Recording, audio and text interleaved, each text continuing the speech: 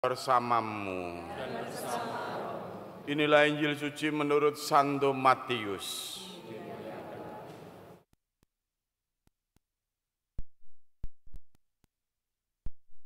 Sekali peristiwa Yesus berbicara kepada para imam kepala dan tua-tua bangsa Yahudi dengan memakai perumpamaan.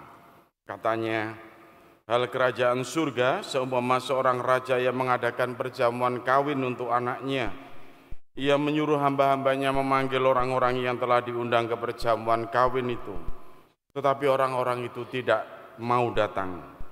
Raja itu menyuruh lagi hamba-hamba lain dengan pesan, katakanlah kepada orang-orang yang diundang itu, sesungguhnya hidangan telah kusediakan, lembu-lembu jantan dan ternak piaraanku telah disembelih, semuanya telah tersedia, datanglah ke perjamuan kawin ini. Tetapi orang-orang yang diundang itu tidak mengindahkannya. Ada yang pergi ke ladangnya, ada yang pergi mengurus usahanya, dan yang lain menangkap hamba-hambanya itu, menyiksanya dan membunuhnya. Maka murkalah raja itu, lalu menyuruh pasukannya ke sana untuk membinasakan pembunuh-pembunuh itu dan membakar kota mereka. Sesudah itu ia berkata kepada hamba-hambanya, perjamuan kawin telah tersedia, tetapi orang-orang yang diundang tadi tidak layak untuk itu. Sebab itu pergilah ke persimpangan-persimpangan jalan dan undanglah setiap orang yang kamu jumpai di sana ke perjamuan kawin itu. Lalu pergilah hamba-hamba itu dan mereka mengumpulkan semua orang yang dijumpainya di jalan-jalan, orang-orang jahat dan orang-orang baik, sehingga penuhlah ruangan perjamuan kawin itu dengan tamu. Ketika raja itu masuk untuk bertemu dengan para tamu, ia melihat seorang yang tidak berpakaian pesta. Ia berkata kepadanya, "Hei saudara, bagaimana engkau masuk kemari tanpa mengenakan pakaian pesta?" Tetapi orang itu diam saja. Lalu raja itu berkata kepada hamba-hambanya, "Ikatlah kaki dan tangannya dan campakkanlah orang itu ke dalam kegelapan yang paling gelap. Di sanalah akan terdapat ratapan dan kertak gigi. Sebab banyak yang dipanggil, tetapi sedikit yang dipilih." Demikianlah sabda Tuhan.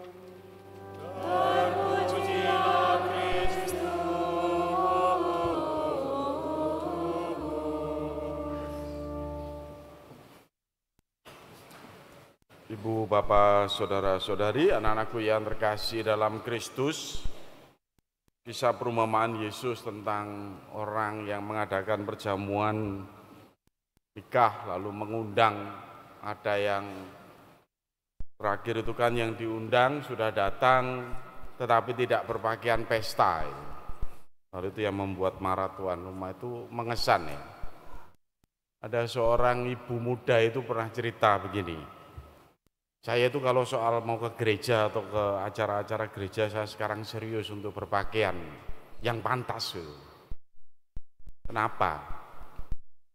Itu pernah dia cerita ada kejadian yang selalu masih diingat dia itu saat masih gadis. Dia itu kalau pergi ke gereja pasti mamanya ngingatkan, "Non, pakai baju yang pantas ya, kita ke gereja." Tapi dia itu senangnya sekalian mau pergi, jadi habis dari gereja itu mau ke mall dengan teman-temannya waktu masih muda itu. Jadi pakai kaos belel ya, celana sing suwek-suwek iku dhisik iku hobi gitu tuh. Begitu. Ke gerejanya, "Nanti Mas, saya gini aja, nanti sekalian mau ke mall sama teman-teman, ketemu setelah gereja." Gitu. Dan dia masih ingat kejadiannya saat turun dari mobil mau nyebrang ke gereja, keserempet sepeda motor. Badannya enggak apa-apa, pakaiannya sobek-sobek. Iki terus arep neng ndi nek ngene iki. Suwek kabeh kaos-kaos itu. Kecantol sepeda motor itu, serempet. Untung di mobil itu papanya ada jaket.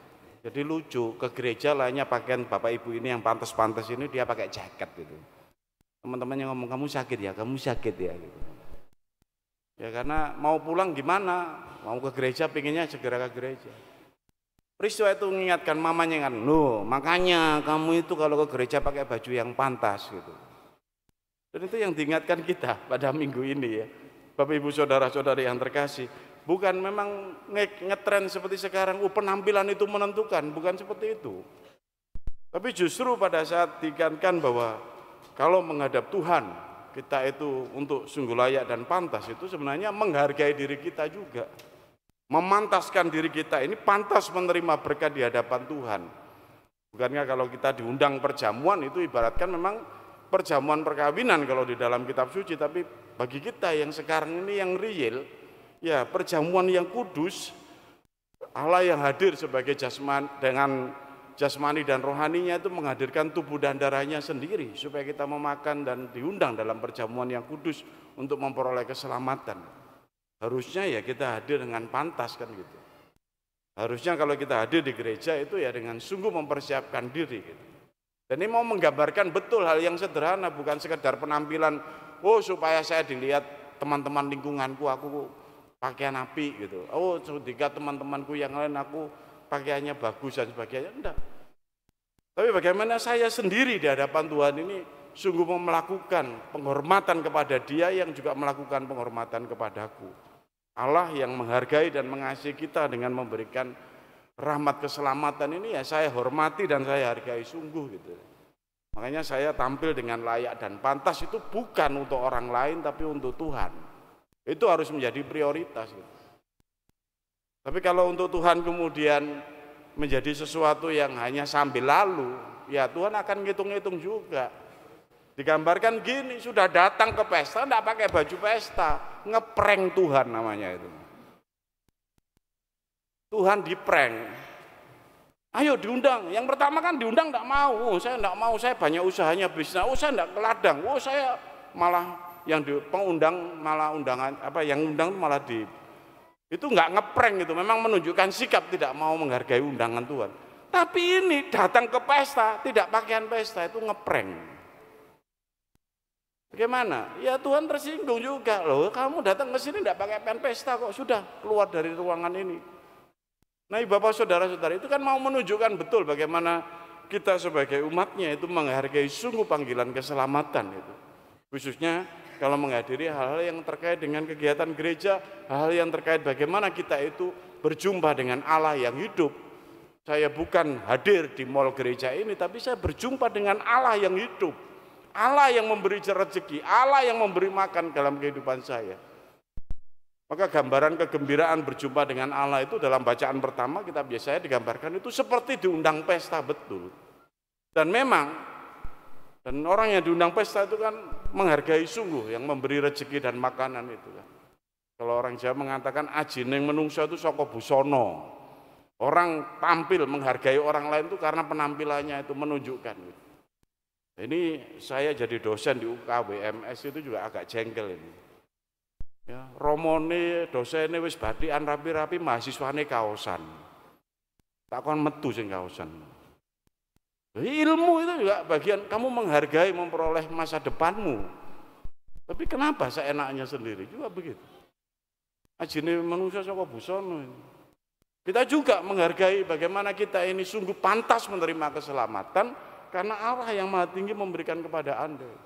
Layak dan pantas Tuhan, aku tampil seperti ini untuk berjumpa dengan Engkau. Nah Bapak Ibu saudara-saudara yang terkasih, ternyata ini bukan sesuatu yang sederhana gitu. Tantangan milenial kita saat ini itu kita itu baru bangkit dari COVID. Yang 2 tahun tidak pernah misa di gereja, misanya online, kebiasaan Anda tampil pantas atau tidak tahu. Ya. Hanya misa pakai cuci muka, enggak tahu, pakai dasteran ya enggak tahu, misanya apa enggak tahu. Dan misa itu langsung gampang-gampang saja karena kondisi darurat saat itu. Tapi saya yakin kita juga tahu bahwa meskipun di hadapan Tuhan kita itu dalam misa online waktu itu kita mau tampil layak dan pantas itu. Cuman efeknya sekarang ini, efek sekarang ini juga sama. Orang enggak mau repot-repot ini. Dan saya juga jengkel karena ada gereja-gereja yang masih online melayani yang enggak mau tampil pantas di hadapan Tuhan.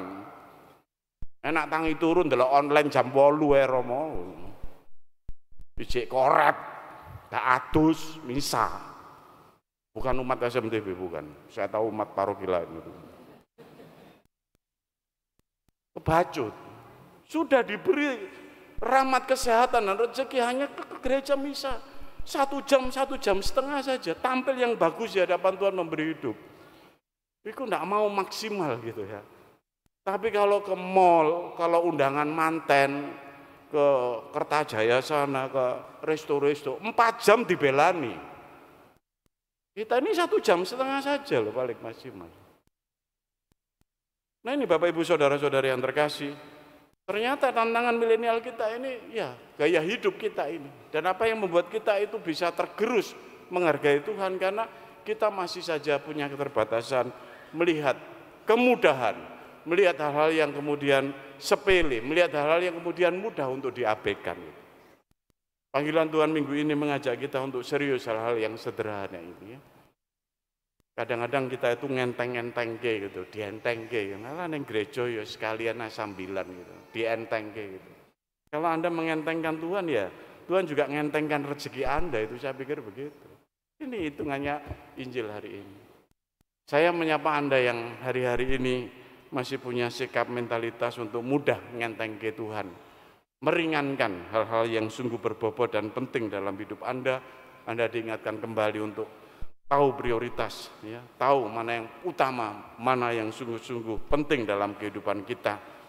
Bagi Anda semua yang hadir, yang setia pada Tuhan, yang terus-menerus memperjuangkan untuk menghargai kehidupan Anda di hadapan Tuhan, saya hanya bisa menutup khotbah ini dengan membacakan bacaan yang kedua dari surat Rasul Paulus kepada umat dipilih. Bagi Anda semua yang hadir, bagi Anda yang sangat menghormati dan menghargai Tuhan, bagi Anda semua yang saat ini layak dan pantas, Allahku akan memenuhi segala keperluanmu menurut kekayaan dan kemuliaannya dalam diri Kristus Yesus.